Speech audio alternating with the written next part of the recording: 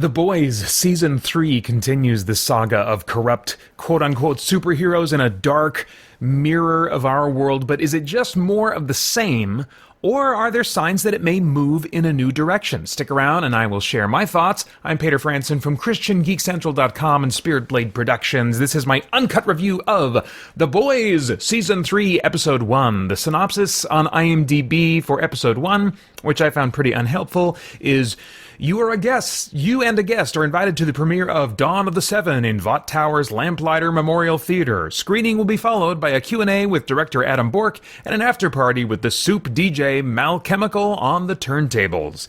So that's kind of like an in-lore sort of quote-unquote synopsis. Not really helpful, so I put together something of my own to describe the basic premise of the episode. In the aftermath of the Season 2 finale, Homelander is having to explain to the public his close association with a hero who turned out to be a terrible villain.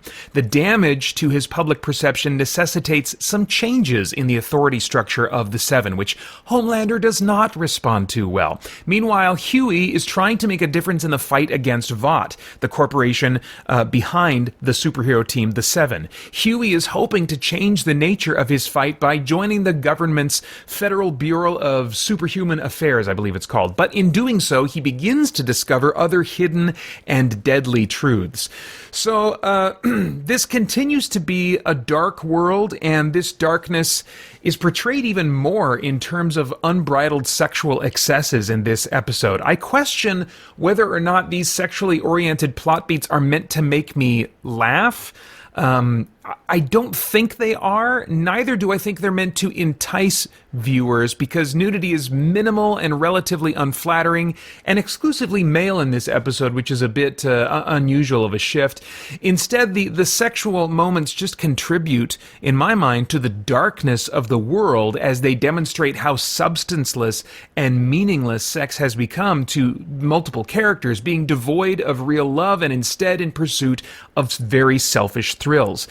It's sad, it's dark, and frankly something that will keep me from binging episodes if it remains consistent throughout. I can only take so much of that in a sitting. There are very few points of light, points of virtue.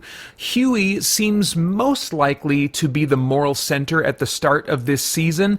He is flawed, certainly, but I think more so than I felt about him last season, he seems less corrupted than most others. He struck me as very flawed and someone that I didn't feel like I could root for in the last season, but they seem to be setting him up to be someone I'm probably going to feel a little more sympathetic toward as I kind of watch him move through his circumstances. I'm hoping that he'll be someone that I can root for, but that really remains to be seen. I'm still waiting for a major status quo shift. I really wanted that at the end of Season 1, and I gave this first episode a try just to see if they were putting any pieces in place to bring about a big status quo change. There has certainly been a scandal in the world after the events ending Season 2, but a year has passed in the story world, and that scandal has created less change than I want. In fact, I would have liked some storytelling about what was happening in the last year in the wake of the big scandal, the big upset from the end of Season 2, but they're kind of like picking up the story in a place where things from that have kind of settled down a bit, and that's a little bit disappointing to me. It's probably unreasonable for me to expect Homelander's true character to be exposed to the public until the end of the whole series. I think that if it ever happens, they're going to wait until then. But that's a shame. I think that we having shows that are so serialized and oriented toward character arcs and things like that, I don't think you have to keep a show like this in the same status quo that it's in for the entire run of the show. I would be ready for like a very significant change, but I don't think that's going to happen. I'm up for also a very dark world, but I do want the world to change and to have strong points of light and virtue. And I'm not just saying that from a Christian perspective. Of course, I would love to see something that's closer to biblical values being highlighted in this world. I really don't think that's going to happen. It doesn't seem to be written by anyone that's remotely coming from that perspective. But from a purely dramatic perspective, I love dark stories, love dark worlds, I love it when the evil in the world is really shown to be what it is, and I feel that watching this. I'm like, man, there's so much darkness, so much evil, but what makes the difference for me, what makes that bearable and even satisfying, is when there is light that eventually overcomes that darkness at the end of the story. And we may be waiting until, if that's going to happen, which I kind of doubt. Oops. Oh, man. Oh. The tyranny of my timers, and I should have kept my phone near me. Anyway, I want the... I want some satisfaction from light overcoming darkness. And I think that with the way this show is written, if that's going to happen, it's not going to happen until the end of the series. But there are still little points of light, points of virtue. But I guess I would like maybe just a little bit more. I don't know. I'm really kind of on the fence in terms of that element of the show, whether or not, I would want to continue. I think there's other elements at play, too, that are kind of keeping me waffling. I don't know. Maybe I'll watch some more. Maybe I won't. I don't know. It's still a highly character-driven show, which I really do appreciate, but I don't know if that is going to be enough to keep me on board and interested in the story. As far as the cast goes, the returning cast, I think, are all as solid as before. Anthony Starr, who plays Homelander, continues to be the standout for me. Maybe even more so than he's been before. I don't know. It's been a while since I watched, the first 2 seasons. I didn't do any refreshing, of watching those episodes to get me ready for season 3. But man, he really stood out to me, even more than I remember him standing out in terms of his performance. He has perfected the use of dead eyes behind an artificial smile, and he has this creepy emotional fragility in his performance. I think the character is meant to be emotionally fragile, even as he's trying to come off as confident and stuff like that. He's a very emotionally fragile, immature character, and that makes him just this constantly ticking time bomb that every once in a while in a burst will kind of go off and then settle down.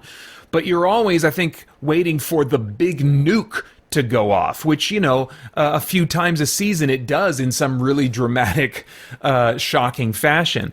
So every scene he's in, I'm just like leaning forward watching him. There's so much to see in the subtleties of his performance that really set the mood, and I think make me feel what they're wanting me to feel about his character. So he's extremely compelling to watch, and is likely a key element that would keep me watching more episodes if I do. As far as stunts and visuals, blood and gore effects are still very commonplace, and while they do in a helpful way contribute to the dark tone of the story of the world, they are starting for me to lack impact because of their frequency. I think that they probably are not going to tone that back, but I'm thinking to myself, man, if they try to go bigger and bloodier and stuff like that, at some point it's going to jump the shark. Maybe for some other viewers it already has. I don't know. But anyway, it'll be interesting to see kind of what tactic they decide to take in terms of their use of gore specifically and blood. Okay, so as far as themes, is there anything of moral, philosophical, or spiritual significance going on in the themes of this thing that might stimulate some worthwhile thought or conversation? Believe it or not, even in shows like this, some Christians, might feel very differently about this or think very differently about this, but even in shows like this, there are some things that can be very worthwhile to consider that watching the show brings about in your mind. In addition to observations that we could make about rampant sexual dysfunction in modern society, there is the continuing theme of shallow celebrity worship and obsession with entertainment culture. The public adores these supers like celebrities without really knowing who they are, despite movies being made about them that supposedly represent the truth, but we can clearly tell as viewers do not represent the truth. There are reality shows about them that are scripted behind the scenes, which we all kind of are aware of that going on in reality shows as well and have been for years. But I'm also reminded of how internet culture, just in general, social media and the ways that we interact or think that we're interacting with news and are aware of the news, that the way that news media operates today, all of those things can often leave us feeling connected or knowledgeable, but that connection and knowledge is actually much more shallow and false than we often realize. I think that's something very true of today, and I think that's kind of, either intentionally or not, exemplified in what I saw of this episode of The Boys. If you can stomach The Boys, I think there is ample opportunity to consider the state of our world and be sobered by it as you watch. But for many Christian viewers, what you have to put up with in the content here will likely not be worth it. Finally, a love interest from Starlight's past has re-entered her life in this episode. New character being introduced, someone who at least at one time shared her former Christian faith. Whether he still identifies himself as Christian isn't clear, although the news media promotes him that way. In any case, it seems they may be setting up opportunity for more commentary on Christianity, but whether it will continue to be as grossly uninformed and unreasonable as it was in season 1 remains to be seen. For more on my thoughts on how they kind of treated Christianity and commented on it in season 1, check out my video on The Boys season 1 episode 5, Good for the Soul. All right, I have no idea what your tastes are in TV shows, but if I were a time traveler, I'd go back in time and say, Pater, give it 1, maybe 2 more episodes at your own pace. If they keep the elements in play that were in play in this episode, you're not going to want to watch 2 back to back, but maybe they're thinking that first one, we're going to be edgy and daring and stuff to get people hooked, and maybe it'll kind of settle a little bit in the following episodes. I don't know. Give it 1 or 2 more after the whole season is released. If it hooks you in, cool. There are some worthwhile things for you to think about here, and things for you to engage with, and things that you appreciate and that you connect with in storytelling here. But it may also just end up bumming you out to the point that you're never going to quite feel like giving it any more of your limited recreational time.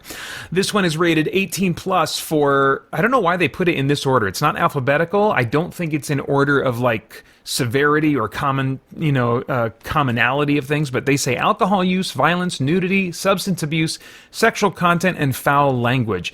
I would say of those, the sexual content, nudity is significant, but there's far more sexual content, sexually themed content and scenes than there is nudity, and there's lots of language stuff.